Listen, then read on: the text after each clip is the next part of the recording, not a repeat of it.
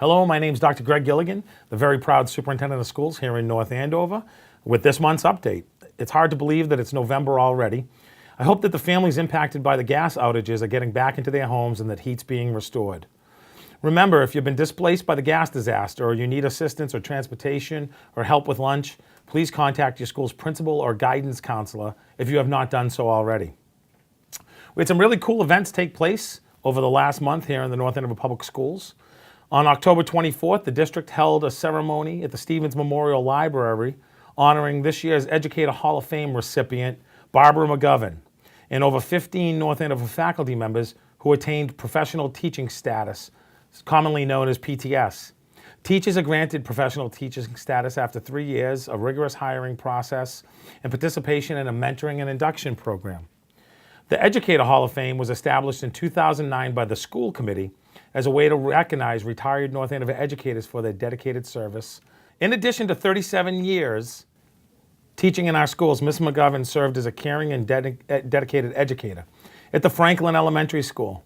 She continued to inspire students after her retirement with Beam's Dreams, a project that was a passion of hers, collecting school supplies for students in need.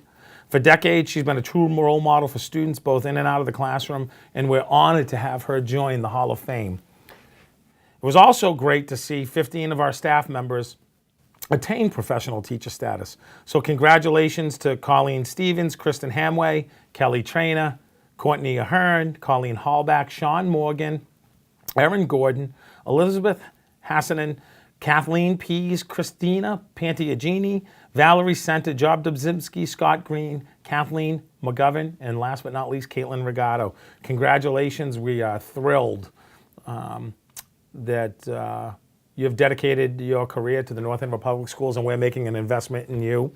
And congratulations on earning professional teacher status. Changing gears with change in weather coming up. It's getting cold out there.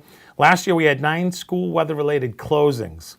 A number of districts have resorted to holding school on Saturdays last year or even canceling vacations in order to meet the required days by Massachusetts Department of Secondary and Elementary Education. Last year we had an alternative school day advisory was formed in North Andover to address the issue, and the committee recommended that no more than 4 snow days be added to the end of the year. The North Andover School Committee approved this recommendation last spring, and the alternative school day program in North Andover was named Beyond the Classroom. It's being implemented this year. If there are more than 4 weather-related closings, we would make up those 4 days, but the absolute last day of school, if we use the 4 days, would be June 21st.